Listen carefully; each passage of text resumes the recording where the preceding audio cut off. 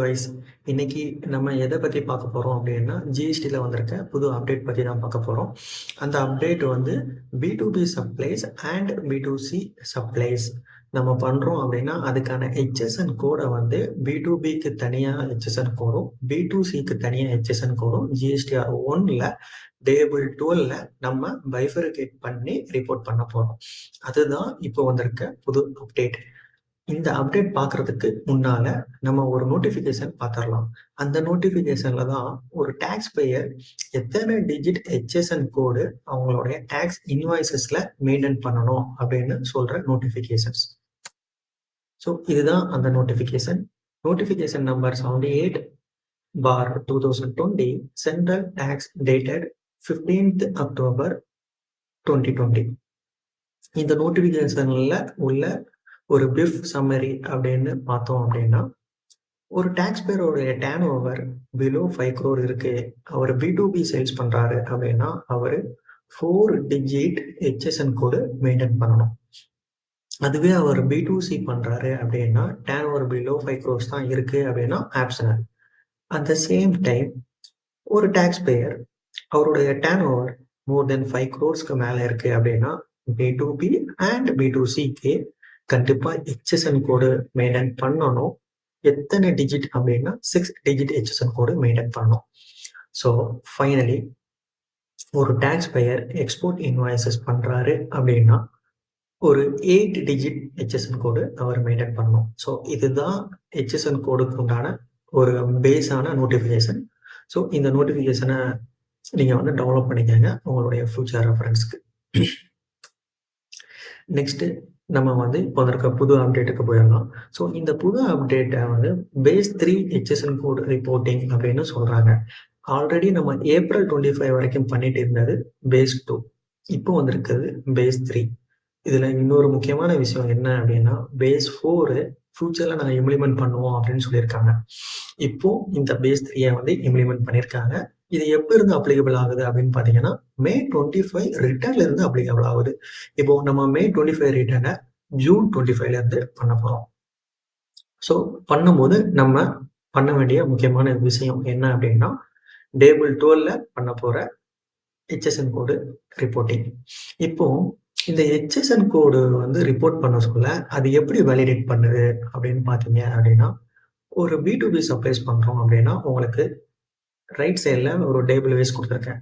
Table 4Aல B2B இன்வாய்ஸஸை நம்ம பொதுவாக update பண்ணுவோம். அதர் தென் RCM. ஸோ RCM வந்து உங்களுக்கு வந்து டேபிள் 4Bல வரும். ஓகேங்களா? அதே சேம் டைம் வந்து உங்களுக்கு 6B, 6C, 8, 9A, 9B, 9C, 15 இது ஃபுல்லுமே ஒரு ரிஜிஸ்டர்டு டீலருக்கு நம்ம பண்ணுற சப்ளைஸை ரிப்போர்ட் பண்ணுறதுக்கு உண்டான டேபிள் GSTR 1ல பண்ணுறது.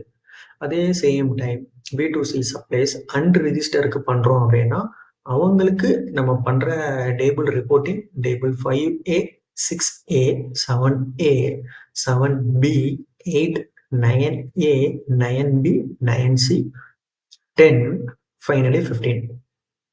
ஸோ இதுதான் GSTR 1ல இருக்கிற டேபிள்ஸ். இந்த டேபிள்ஸில் நம்ம பண்ணுற ரிப்போர்ட் தான் உங்களுக்கு வேலிடேட் ஆகி டேபிள் 12ல நம்ம ஹெச்எஸ்என் கோட மேட்ச் பண்ண போகிறோம். இப்போ பொதுவாக நம்ம வந்து B2Bக்கு வந்து நம்ம ஒரு இன்வாய்ஸ் கொடுக்குறோம்னா சேம் B2B ஹெச்எஸ்என்லையுமே அதுக்கான HSN code taxable value. So அதுக்கான குவான்டிட்டி இருந்துச்சு அப்படின்னா குவான்டிட்டி, எஸ்சிஎஸ்சி இருந்துச்சுன்னா அவங்களுக்கு குவான்டிட்டி வராது. So taxable value, CGST, SGST, IGST. So அதுவே நம்ம வந்து கொடுப்போம். பொதுவாக இதுதான் பண்ணிட்டு இருக்கோம். B2Bயும் B2Cயும் சேர்த்து குமுலேட்டிவாக கொடுத்துட்டு இருந்தோம் அப் டு ஏப்ரல் வரைக்கும். மேல இருந்து இதை பைஃபர்கேட் பண்ணி கொடுக்க போகிறோம். ஸோ இந்த டேபிள் தான் உங்களுடைய வேலிடேஷன் டேபிள்.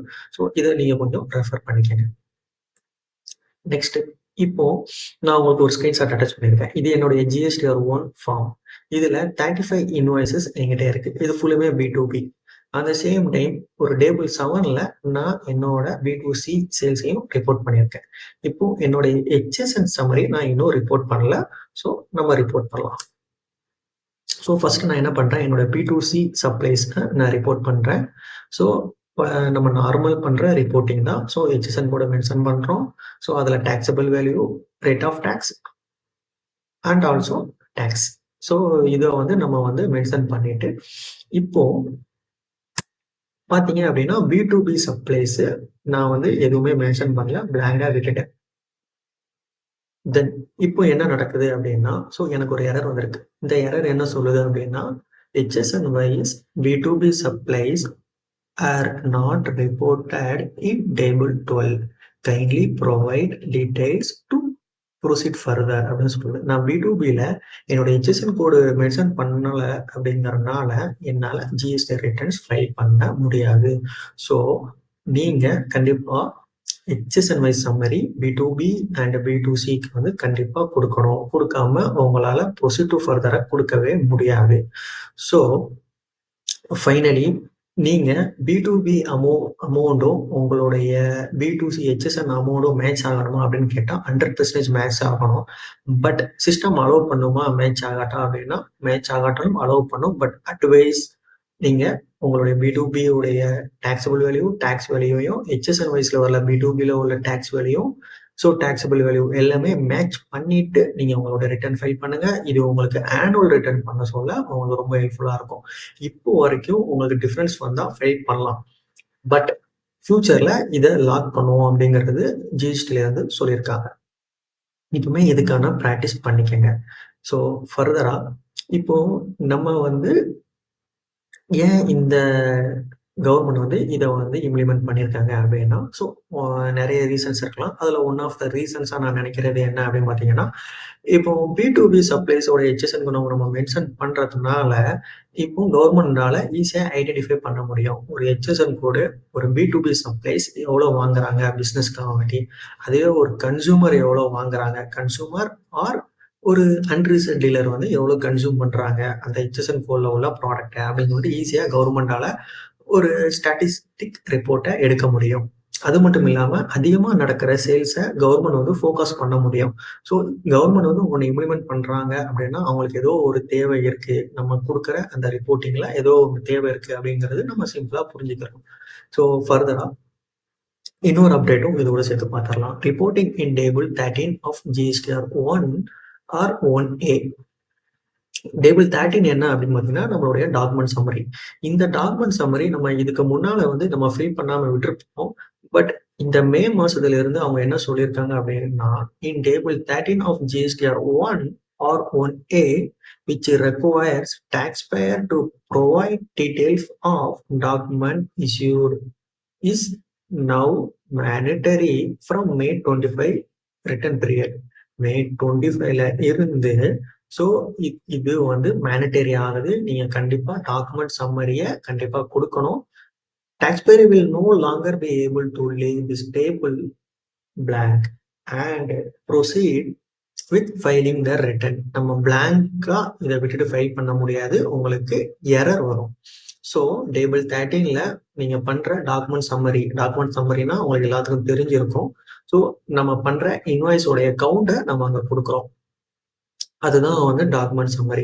ஸோ இஃப் பி2பி or B two C supplies are reported in any table of GSTR 1 or 1A, an error message will appear if table 13 has not been filed. Table 13 file பண்ணல அப்படின்னா உங்களுக்கு கண்டிப்பா error message வரும். So அதனால நீங்க கண்டிப்பா report பண்ணுங்க.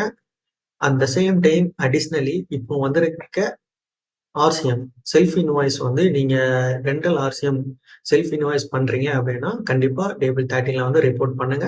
ஸோ இதெல்லாம் உங்களுக்கு வந்து ஃபியூச்சர்ல வர கம்ப்ளைண்ட்ஸஸ் வந்து கம்மி பண்ணும். ஸோ ஃபர்தரா தேங்க் யூ ஃபார் வாட்சிங் மை வீடியோ. ஸோ நெக்ஸ்ட் இன்னொரு அப்டேட்ல உங்களை நான் மீட் பண்றேன். Thank you.